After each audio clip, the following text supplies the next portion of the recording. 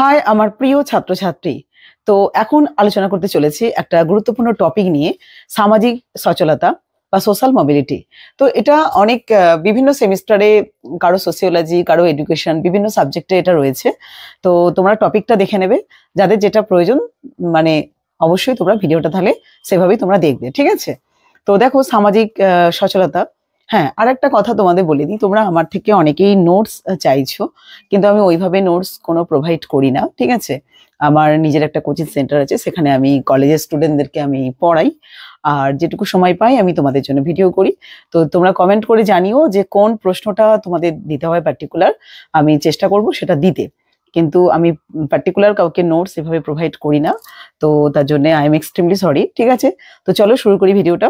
দেখো না, সামাজিক সচলতা হলো সামাজিক সিঁড়ির এক ধাপ থেকে অন্য ধাপে ব্যক্তির পৌঁছানোর প্রক্রিয়া। তাহলে কি বললাম, যে সামাজিক যে সচলতা সেটা হচ্ছে কি না, সামাজিক যে সিঁড়ির একটা ধাপ থেকে আর একটা ধাপে মানে পৌঁছানো, ব্যক্তির পৌঁছানোর যে প্রক্রিয়া। অর্থাৎ বলা যায় যে সামাজিক সচলতা বলতে বোঝায় নির্দিষ্ট সামাজিক একটা কাঠামোর মধ্যে একটি সামাজিক স্তর বা অবস্থা থেকে আর একটা সামাজিক স্তর বা অবস্থার উপনীত হওয়া, ঠিক আছে? মানে একটা স্তর থেকে আর একটা স্তরে উপনীত হওয়াকে বলা হচ্ছে কি সামাজিক সচলতা। দেখো, আক্ষরিক অর্থে এই মোবিলিটি বা সচলতা হলো স্থান পরিবর্তন, ঠিক আছে? যে একটা স্থান থেকে আর একটা স্থানে পরিবর্তন। তো এই পরিবর্তন মানে পরিবর্তন কি হতে পারে? বৃত্তি হতে পারে, পেশা, স্থান, মর্যাদা, অবস্থান প্রভৃতি ক্ষেত্রে কিন্তু এটা হতে পারে। তো অধ্যাপক সরকিনের ভাষায় বলা যায়, নিজের চেষ্টায় কোনো ব্যক্তি যদি তার সামাজিক মর্যাদার পরিবর্তন সাধন করে আর কি, সাধনে সেই সামাজিক স্তরকেই মানে যে মর্যাদার পরিবর্তন যে করে, সেই যে সামাজিক স্তর হচ্ছে সামাজিক সচলতার মানে একটা উদাহরণ হিসেবে এটা বলা যায়।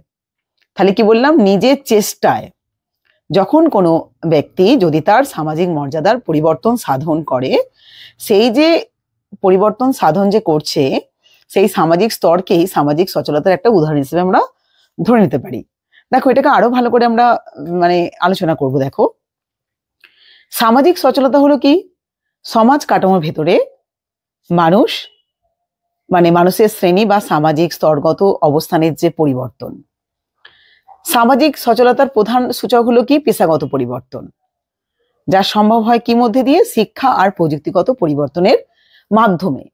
তাহলে আমরা আলোচনা করলাম যে সামাজিক যে সচলতা সেটা হচ্ছে এক সামাজিক সিঁড়ির এক ধাপ থেকে অন্য ধাপে পৌঁছানোর যে একটা প্রক্রিয়া সেটা।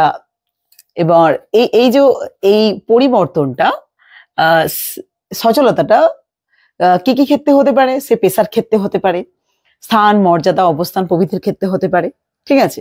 তো এই সামাজিক সচলতাকে আমরা দুভাগে ভাগ করতে পারি। কি বললাম? দুভাগে ভাগ করতে পারি। একটা হচ্ছে অনুভূমিক সচলতা, এটাকে বলা হচ্ছে হরাইজন্টাল মোবিলিটি, ঠিক আছে? আর একটা কি না উলম্ব সচলতা, ঠিক আছে, ভার্টিক্যাল মোবিলিটি। দেখো, এটা একটু বুঝতে একটু অসুবিধা হতে পারে। দেখো না, অনুভূমিক সচলতা কি না, যখন বৃত্তি পরিবর্তন করা সত্ত্বেও ব্যক্তির সামাজিক কি মর্যাদার হ্রাসবৃদ্ধি ঘটে না। কি বললাম? একটু কষ্ট করে একটু বুঝে নিও, একটু প্রবলেম হয়ে গেছে লেখাটা। তো যখন বৃত্তি পরিবর্তন করা সত্ত্বেও ব্যক্তির সামাজিক মানে বৃত্তি পরিবর্তন হচ্ছে কিন্তু তার মর্যাদার কোনো রকম পরিবর্তন ঘটছে না। যেমন ধরো, মর্যাদাটা একই আছে, তাকে আমরা অনুভূমিক বলবো। যেমন একটা উদাহরণ দেখো, যে স্কুল শিক্ষক ধরো একটা বিদ্যালয়ে শিক্ষকতা ছেড়ে একটা অন্য বিদ্যালয়ে শিক্ষকতা পদে যোগ দিল। তো সেখানে কি হলো? সেখানে তো কোনো মর্যাদার কোনো পরিবর্তন ঘটলো না, কিন্তু বৃত্তি পরিবর্তন হয়তো হলো, কারণ তার হয়তো মানে আরো মানে কি বলবো, তোমার বৃত্তি হয়তো আরো বেশি হতে পারে। তো যাই হোক, তো বৃত্তি পরিবর্তন হচ্ছে কিন্তু মর্যাদা কিন্তু শিক্ষক হিসেবে একই থাকছে।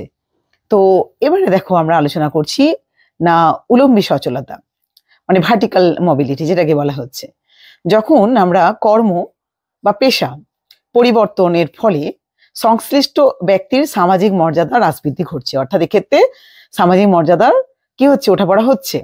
তার মানে ঊর্ধ্বমুখী, আচ্ছা এবারে একটা বলি না, উলম্বী সচলতাকে আবার দুভাগে ভাগ করা হয়েছে। একটা হচ্ছে কি না মানে ঊর্ধ্বমুখী উলম্বী সচলতা, আর একটা কি অধোমুখী উলম্বী সচলতা। দেখো আমি একটু উদাহরণটা বলে দিচ্ছি, ভালো করে তোমরা একটু দেখো যে আমরা আলোচনা কি করছি। ধরো ঊর্ধ্বমুখী তোমার উলম্বী সচলতা, সেক্ষেত্রে কি বুঝবে না, ধরো ব্যক্তির সামাজিক মর্যাদার উন্নয়ন ঘটতে পারে, আবার কি অবনমনও ঘটতে পারে। যেমন ধরো কারখানার শ্রমিকের ছেলে যদি তার অর্জিত গুণাবলীর সাহায্যে ডাক্তার হয়, তাহলে বৃত্তির পরিবর্তন সামাজিক মর্যাদা বৃদ্ধি আরো সূচিত করে। এটা হচ্ছে ঊর্ধ্বমুখী উলম্বী সচলতা, ঠিক আছে। তো অন্যদিকে যদি ধরো ডাক্তারের ছেলে উপযুক্ত যোগ্যতার অভাবে, তার হয়তো যোগ্যতা নেই, সেইভাবে তার মানে কোয়ালিটি নেই, যদি সাধারণ করণিক এর বৃত্তি গ্রহণ করে, সাধারণ কোনো বৃত্তি গ্রহণ করে, সাধারণ কোনো পেশা গ্রহণ করে, তাহলে এই বৃত্তির এই পরিবর্তন মানে সামাজিক মর্যাদা কি হচ্ছে, কমে যাচ্ছে। এটা হচ্ছে কি অধোমুখী উলম্বী সচলতা, ঠিক আছে। তো আশা করি তোমরা বুঝতে পেরেছো যে সামাজিক সচলতা কি। সামাজিক সচলতাকে দুই ভাগে ভাগ করা হয়েছে, একটা অনুভূমিক আর একটা কি উলম্বী সচলতা, ঠিক আছে। তো এবারে আমি আলোচনা করব সামাজিক যে সচলতার কারণগুলি আলোচনা করো, ঠিক আছে। দেখো সামাজিক সচলতার কারণ কি না, প্রথম কারণ আলোচনা করতে পারি যে সমাজে ধরো শিল্পায়ন নগরায়নের ফলে নতুন নতুন পেশার সৃষ্টি হচ্ছে, নতুন নতুন বৃত্তির সৃষ্টি হচ্ছে, তো ফলে সামাজিক সচলতা বৃদ্ধি পাচ্ছে। যে সমাজে শিল্পায়ন বা নগরায়নের ফলে নতুন নতুন যখন পেশার সৃষ্টি হচ্ছে, তখন সামাজিক সচলতা কি হচ্ছে, আরো বাড়ছে। দেখো 2 নম্বর, সামাজিক সচলতা সব ধরনের সমাজেই কিন্তু একই ধরনের বৈশিষ্ট্য, মানে সামাজিক সচলতা যে ধরনের সমাজ রয়েছে একটি সাধারণ বৈশিষ্ট্য, মানে একই ধরনের একটি সাধারণ বৈশিষ্ট্য হচ্ছে কি সব সমাজেই রয়েছে। যেমন ধরো মুক্ত ও প্রতিযোগিতাময় সমাজে বদ্ধ সমাজের তুলনায় সামাজিক সচলতার হার বেশি হয়। অর্থাৎ সমাজ যেখানে মুক্ত, মানে ধরো সেখানে কি হবে, সামাজিক সচলতা বেশি হবে। তো মুক্ত নাকি বদ্ধ তার উপরে অনেকটাই নির্ভর করে সামাজিক সচলতা।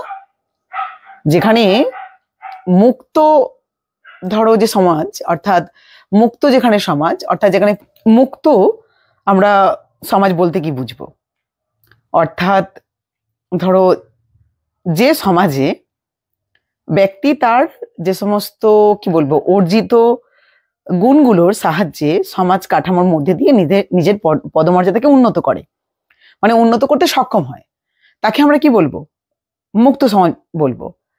আর অন্যদিকে যে সমাজে ধরো বংশগত সূত্রে ব্যক্তির পদমর্যাদা নির্দিষ্ট হয়, তার গুণাবলীর সাহায্যে মর্যাদা পরিবর্তন ঘটানো সম্ভব হয় না, তাকে আমরা বদ্ধ সমাজ বলবো। অর্থাৎ মুক্ত সমাজ যেখানে ব্যক্তি তার গুণগুলোকে আরো বেশি মর্যাদায়, মানে উচ্চ মানে মর্যাদায় আর কি পরিবর্তন করতে সক্ষম হয়।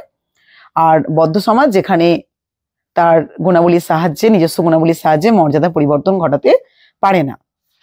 তো তাহলে কি হয় না, যেখানে মুক্ত সমাজ, তো সেখানে সামাজিক সচেতনতা কি হবে, অনেকটাই বেশি হবে।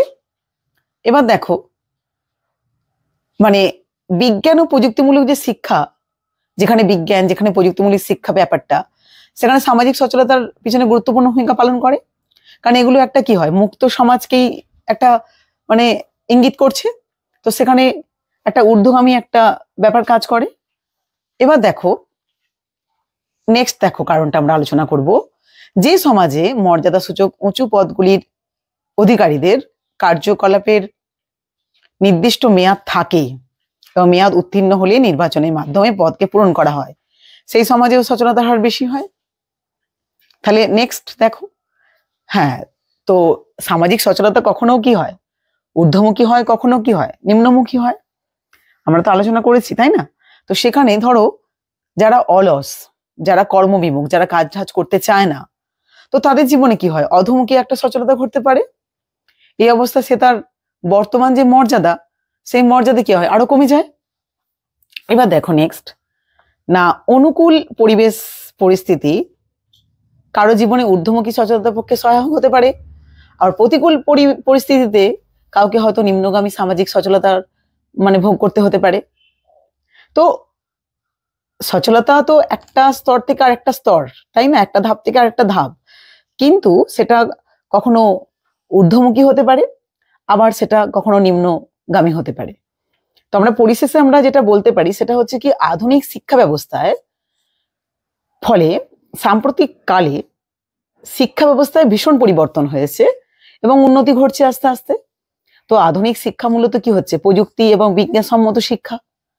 ফলে সামাজিক সচলতা কি হচ্ছে না, শিক্ষার ভূমিকা লক্ষ্য করা যায়, অর্থাৎ সামাজিক সচলতা যেটা ঘটছে সেক্ষেত্রে কিসের ভূমিকা বেশি লক্ষ্য করা যায়, অর্থাৎ শিক্ষার ভূমিকা বেশি লক্ষ্য করা যায়। সেখানে প্রযুক্তি, শিক্ষা ব্যবস্থা, আধুনিক শিক্ষা ব্যবস্থা সামাজিক সচলতার হারকে আরো কি করে দিচ্ছে, বাড়িয়ে দিচ্ছে। তো এটাই হচ্ছে ব্যাপার, যে সামাজিক সচলতার কারণগুলো আলোচনা করলাম। তো আশা করি তোমাদের ভিডিওটা ভালো লেগেছে। যদি ভালো লাগে তোমরা অবশ্যই লাইক করো, কমেন্ট করো, শেয়ার করো, সাবস্ক্রাইব করো, ঠিক আছে? তো সবাই খুব ভালো থেকো। আজকে মতো টাটা, বাই।